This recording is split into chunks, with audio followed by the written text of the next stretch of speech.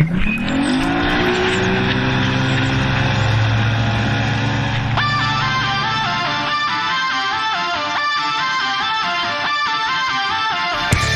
Eyes on Fishing with Mitch Peterson, Josh Sheldon, and Brad Qualley, leading you to the next level.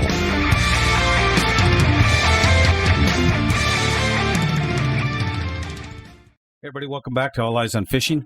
Tonight we're going to be talking about snap jigging. Why are we talking about this now? Well, it's that time of year. Late summer, early fall snap jigging. It is. And Snap jigging. What? Encompasses a lot of things. So this one, Junior probably won't be able to talk about. Do you know what we're talking about when we say snap jigging?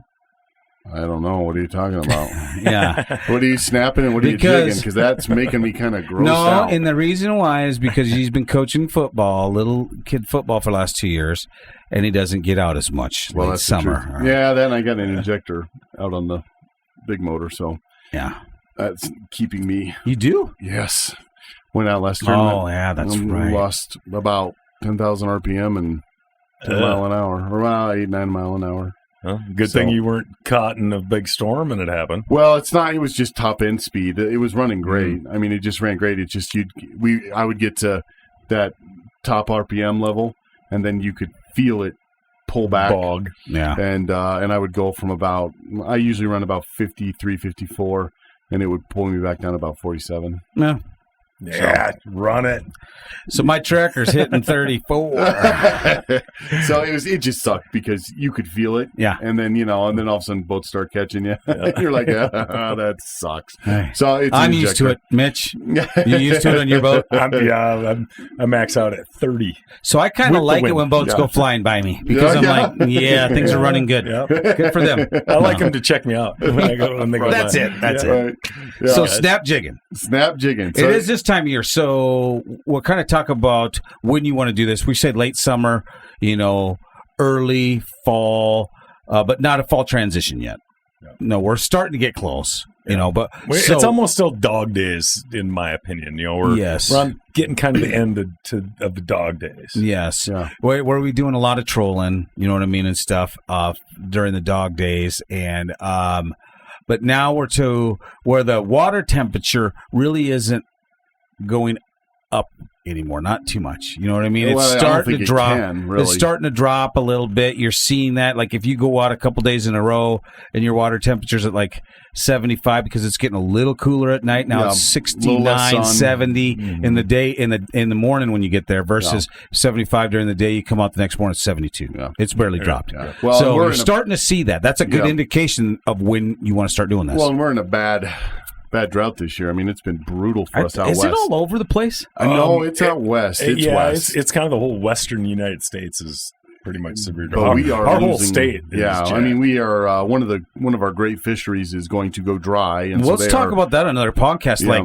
Like severe water fluctuation. Yeah. We can talk about that. Yeah, and that's what this could lead into for the next one. But the point is that there is a lot of changing factors, and so. I think part of snap jigging is covering water. I mean, you're not covering it as fast as trolling, but you're covering it much faster than, let's say, vertical jigging, right? Oh, by far. And you're doing it much faster than live bait rigging or slip bobbering or any of those other type of because you can catch fish right now on a lot of different presentations. I mean, we could go last year. I think it was about this time you and I went, right, Brad? We were doing bottom bouncers with all sorts of things, and then we were also doing. Drop shotting, which was a blast. Oh, okay. I remember what time you're talking about. So there's a lot of different ways for us to be able to catch fish right now. But to start to catch more fish, consistent fish, bigger fish, snap jigging, and snap jigging could be shiver minnows. Snap jigging can be jigging wraps. Mm-hmm. Snap jigging can be those Berkeley glide baits. What are those called? I can't think of the jigs. So we could do the Berkeley rib jigs are the heads with the glides. Yeah, they're like a jig head with like the glides from fins. The wings from like the jigging wrap or shiver. Yeah, and man. There's a lot of different things we can do. You can do blade baits. You could do the lipless crankbaits. I mean, there's a lot of really fun things where you can rip jig, and I think the thing we're looking for now is fish are still active. Most lakes have a lot of bait, so they are fairly picky because they can eat whatever they want. There's a lot of crayfish swimming around. There's a lot of small perch. So the reason why we're doing snap jigging is because there is so much of that bait. I mean, this is one of the reasons. Yeah. There's a lot of bait out there, and by pulling cranks through, which we've been doing, you know what I mean? But what you're doing now is starting to change that presentation to make it look different than the balls of bait fish swimming around looking for cover to hide. And you're getting that reaction straight. And you are. But Totally. Also, I talked about at the very beginning, when you start seeing, especially shad lakes, or shiner lakes for sure. But if you start having big fluctuations from the night, or from the daytime temperature to night, where your surface temperatures drop in like that 8-9 degrees, some of those bait fish struggle with that, right? And so you're starting to see some of those, probably not quite yet, but you're going to start seeing a little bit of die-off. We'll definitely see it in a few weeks, but you're kind of getting into that too by snap jigging. What you're kind of doing is getting that whatever you decide to use to kind of dart and like, is it dying? Is it fleeing? What's it doing? What's it doing? Right. Yeah. Yeah. Well, and that's true with the crayfish. I mean, there's huge crayfish populations right now, and those fish all over the place are eating crayfish, and that's the same type of deal. I mean, even though it has a minnow slender profile, they don't know. I mean, it's just darting up and it's going back down. Well, that's what the crayfish do. And so, and I think it's important too when you talk about snap jigging, there's different levels to how crazy you get with that snap. And I have noticed. I think some guys oversnap. Yes, doing that rip jig. It was we were using a soft minnow plastic, whether it be gulp or a zoom, split tail fluke, something like that. And I used the biggest head they had, which is I think 3/8 ounce or something like that. For what? For the new Berkeley big ones? heads for the Berkeley ones. Oh yeah, it is 3/8. And I'm pretty sure it's 3/8, isn't it? So anyways, it's heavy, right? And we're only fishing in 10, 12 feet of water, and you're thinking, wow, that's pretty heavy for that. But you want it to be heavy because first off, you get a lot of good feedback when you do rip it up. You get a lot of good feedback like you would a shiver minnow or something like that. So that was really cool to see. As far as you didn't have to go from, let's say, like 4 o'clock all the way up to 12 o'clock, right? I mean, you didn't have to give it that huge rip. You could give it that quick pop, that 9 to 12, boom. If that. Boom, if that. And that bad boy would dart up, and then if you held it at 12 o'clock, you could see your line pendulum down. Each different directions. Oh, yeah, even, and it was even a, 3 feet, 4 feet. It would travel across. You could watch it travel all the way across, and then it would stop. And you knew you were back on bottom. Now, when we did even the smaller sizes, so I would do, let's say, the ½ ounce or even smaller than that because we were fishing a little bit shallower, the pop was even quicker. It was maybe, 10 to 12. Boom. You lose a little bit of that glide action because you're right, especially around that 12, 15 foot mark. The big ones really seem to glide. The smaller ones don't glide quite as much. Well, and I think what it is, and because I played around with them, is sometimes you end up putting too big. That's what she said. Yeah, you put too big. You're going to lose some of that glide action. She never said that. Of that, yeah, she has. So no, you're going to lose some of that 3-4 foot glide. It's probably more around that 3. Sometimes it can get to 4, but you're going to lose some of that if you use too big a profile plastic on the back. See, I thought it was opposite. I'm talking not long. Width. Oh, I don't know. What would you put on there that would be so wide? Kalin's. See, that Kalin was pretty slim too, and the belly is split for hooks and stuff. That's not the one I'm talking about. I'm talking about like the big, almost twister tail type. I know what you're talking. Yeah, I've never used one with a twister tail. No, what I noticed is, and just be mindful of it, and if you haven't experienced this because you haven't seen it or done this, is the bigger jigs or the bigger plastics. If the ribs of that go back to the glide, back to that plastic glide, you lose. It's like the water doesn't travel over that glide right, and you are going to lose some of that action. Oh. So you're probably. I've never used a twister tail or anything with ribs on it. Oh, we pounded them in Sterling doing that. But we ended up, what we did is took the scissors and cut the front. To shorten it up. Because our shanks on our hooks weren't long enough to put the whole thing on, but it worked fine. Yeah. And they glide with the twister tails, huh? Oh yeah. No problem. So real quick, talking plastics, just last night, my wife comes up with an empty bag of Gulp. Our dog Maggie ate the whole bag of yellow. So now we know how to catch a dog. Yes. Man, no kidding. So, I mean, Berkeley Gulp is so good, even dogs. Even dogs, yeah. Dogs will eat their own turds, but they'll also eat Berkeley Gulp. That's true. But you see how we had that issue. Yeah. So, and you probably just never put a jig on. I've never put anything with. It's always been. What about if you did a ripple shed? Would you put a ripple shed on it?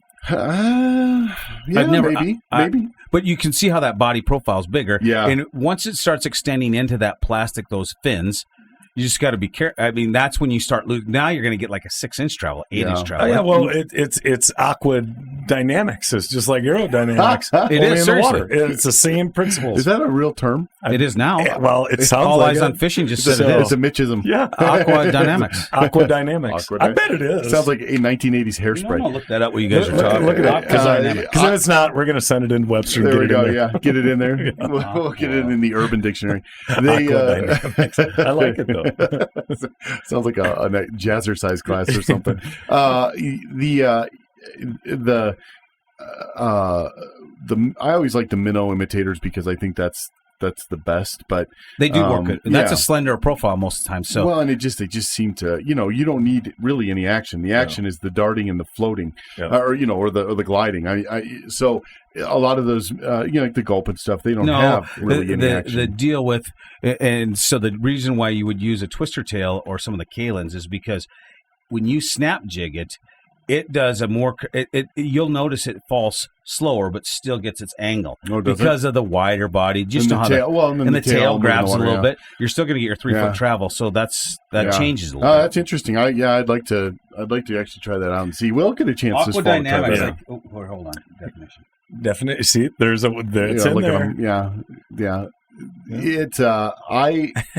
I also, and then this time of year, also a favorite for me is jig and wrap. I actually prefer the jig and wrap this time of year over the shiver.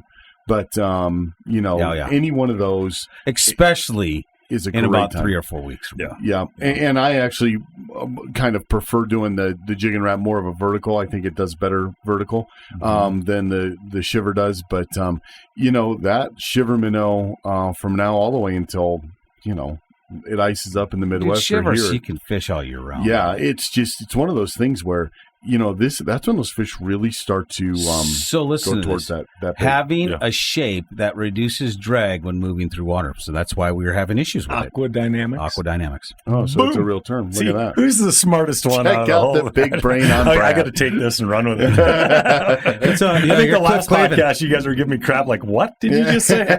No, it was because you wanted to use a picture of the guy catching his flicker for the podcast. And how in the hell could we do that when you hadn't heard the podcast? You didn't have to bring it back up again. No, but that's why we thought you were an idiot. We could have moved away from that. So here's the thing that you guys are kind of overlooking, and the thing that I love about doing any of this stuff. So it is to me right now, it's still kind of that reaction bite time, right? Mm-hmm. I mean, sure, you can go troll suspended fish. A lot of times those suspended fish, when you mark them, they are active, or they're not negative anyway, right? That's why they're out there hovering over the base. You still get the reaction of going by them with that bait, or pulling out exactly bait or something causing it to go up and down or whatever. So you got a crankbait that goes by a fish. A lot of times it's a reaction strike, but it's that steady, same speed pull pretty much when you're trolling. It's in their zone for X amount of time, and they either get triggered or don't, right?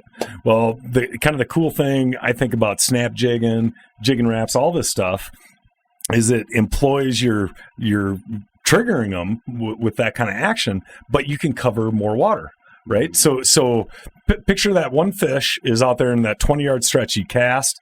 I mean, how many jig and rips can you do, say within 5-8 yards of that fish, 2 or 3, to give him more time to react and to get triggered, kind of. So that's why I like that, where it allows you to fish that bigger area where, say fish were on structure and you're parked right on top of them, they're right there.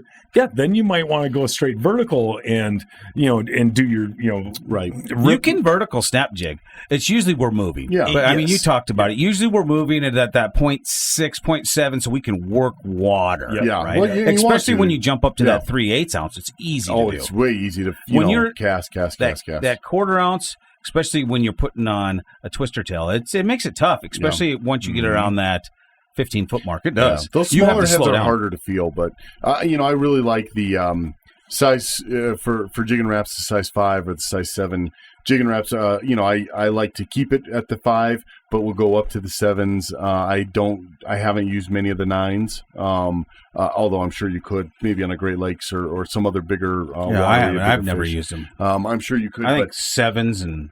Well, let's talk about fishing line real quick, because I noticed, because I used a lot of Snap Jigs and Snap Jigging at the last tournament I was in when I was pre-fishing, that I was having a heck of a time. And I have Fireline Ultra 8, that Carrier 8 or whatever.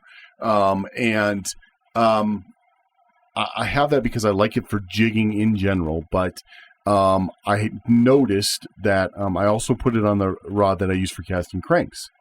And when I would do some sort of jerkbait, I was having a lot of problem with getting tangles, bird's nests. A lot of problems. It was starting to drive me freaking nuts. Because on the spinning Casting? reel... No, on the spinning reel... Or using, doing as jerkbait or snapping? Either one. Either one where you're reeling up that loose line after you do the snap or the... It can get up around that top of the spool. No, it goes down on the bottom. It was going on the bottom. And it was driving me nuts, right? And so, but then you go to cast, and this huge clump comes out, and then if it gets kind of stuck in the eyelet, it pulls it pretty tight. And so basically, I mean, I had to restring 2 of my rods because it took all the line, right? I mean, it was just a mess. So my teammates, he uses the X9, the Berkeley X9. That's the newest one of their braids. The X5 and the X9 are the 2 of the newer ones. And he said he had far less issues doing that. And he's more of a bass fisherman. Yeah. Far less issues doing that using that X9. What weight rod were you using? Medium. And it was just... It was just. No, I've had that same issue. It's almost like the Ultra 8 or the Carrier or whatever it is almost just a touch too stiff. It's not stiff, but it has that memory, like how you can bend it a little bit of memory, a little bit of stiffness to it. That's what I blame, because I'll go out casting at night. Like last fall, I'd go out on missions and cast, and it's dark, so I'm not even looking at my spool. And sure enough, and all of a sudden I'm like, "Whoa, what happened?" I've been doing this my whole life, and that happened. But it is. I think it's that line sometimes gets a little bend and it catches something, whatever. Yeah, and that's all it takes. And it was, but it was doing it almost every cast. I mean, it was just it was going to be a nightmare. So really, every cast. Yes, I mean, I noticed it a couple of times. No, it was. I was getting quite. Have you used mono? I don't like doing mono with that kind of stuff. I was just asking. No, I don't have anything strung up with mono, except for my trolling rods. Well, and my bottom bouncing rods. Well, and probably your slip bobber rods. No, slip bobbers. Fireline? Fireline. Oh, no, we have slip bobbers. We use mono. Yeah, I use Fireline for my slip bobbers. So I just don't, I want to try that X9. I've never tried it. That's my next order. Will be X9. I've noticed it. I guess it. It's just one of those things that, when you were saying that, because I've had that issue, and I think one of the ways to overcome it too is I kind of I hold my rod different than how you hold it when you're snap jigging. I've watched you do it, and I have my hand way up on almost in on front. The tip? Yeah, in front of the spool. Yeah. You can't ever say that. I didn't say. I said nothing. I was being serious, and I got a little. No, but you're right. To be able to put your finger up farther, and it's almost like controlling that line with my index finger, just kind of out of necessity because of some of those issues. And I've just started doing that, and I don't even now I've done it enough. I don't even really realize I do it, but right. I remember making that adjustment and trying it, and that did help. But it is. I would rather hold the rod like I would normally, and try a different line that works. Well, because I haven't. We've used mono before, and it works, but it's just you just can't the thing. The thing that's good about you can't see the line. That's the thing right there. Well, and that's what on the drop you want to see the line. I wanted to bring that up because most of these fish are going to hit that bait when it's gliding or dropping. Yeah, you'll see it pop. And a lot of guys will even use that high vis line and stuff, and it's so you can see your line. So as you're bringing it back and ripping it, when it's got the slack, on the drop drop, basically watch that line. Oh, yeah. You want the slack like tension slack, a little bit of tension Yeah. slack, not like, you know what I mean? Not like all of a sudden it's 100% free. Free fall. But a lot of times you'll see that line dart before you would ever feel it or anything. And a lot of times that's enough time. I remember to get a on. couple years ago, every one of them we caught by visual. Remember we were talking about, we're like, oh, there's one. And you didn't even feel it. You would just see that line pop. I see that line pop and go. Yeah. And I think it's important to talk about rods because, you know, I was using a medium action 6'6" jigging rod. Fast or what kind of tip? Yeah. What's a pair? He said it again. God damn, you guys are like juveniles. What are we in? It was, whatever it grade? is. Yeah. Fast action. It was my new Fenwick that I got. I do like using a casting rod, like a 6'9" or a 7 foot casting rod, to do some of those, especially like blade baits or the heavier ones, because I think you can feel it a little bit easier, and you can do those. Smaller, well, you don't have to do don't have to do as big. One. But mine broke 2 tournaments ago, and since Where just the tip.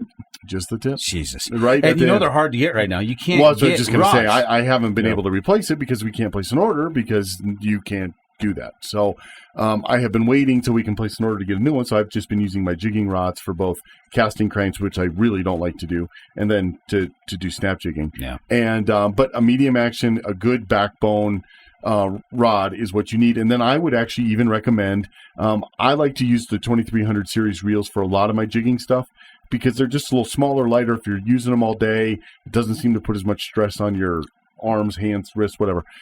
But I would actually recommend going up to that 3500 series reel for snap jigging, just for the fact of you can cast these big, heavy baits a long ways. A mile. And if you need a lot of line, and if you get one bird's nest, which happened to me, one bird's nest on these smaller reels, it takes all of your line if it's in the middle. Yeah. And so I would definitely recommend going to the next size bigger reel. I would try that X9 braid by Berkeley. It seemed to do a lot better for. Well, that's what you heard. Brooks. You haven't tried it. So well, but we all were doing the same thing, and they said they had a lot less issues. Mm-hmm. And then again, I like the at least a medium, if not a medium heavy. I mean, I would think the stiffer backbone, a little bit longer rod. It's kind of nice with these heavy baits. And, I think we're in agreement. We would do the same thing. Yeah, and when those fish hit it, man, you better be holding on because they will whack it. Yep. So, Well, snap jigging. It's fun to talk about. Hey, everybody, we're going to wrap it up. We do appreciate you sharing us and letting your friends know about All Eyes on Fishing. And going to our website at alleyesonfishing.com and looking at our apparel. We have a lot of orders. It's great. Keep them coming. But our success is because of you, so thanks a lot. Have a good night. This has been All Eyes on Fishing. Thanks for listening. If you like what you heard, go ahead and subscribe to The Next Level. And you can hear longer podcasts and more information on all of your favorite topics. And check us out at alleyesonfishing.com for apparel, blogs, and other information. Don't forget to check us out on Facebook, Twitter, Instagram, and YouTube. All Eyes on Fishing, leading you to the next level.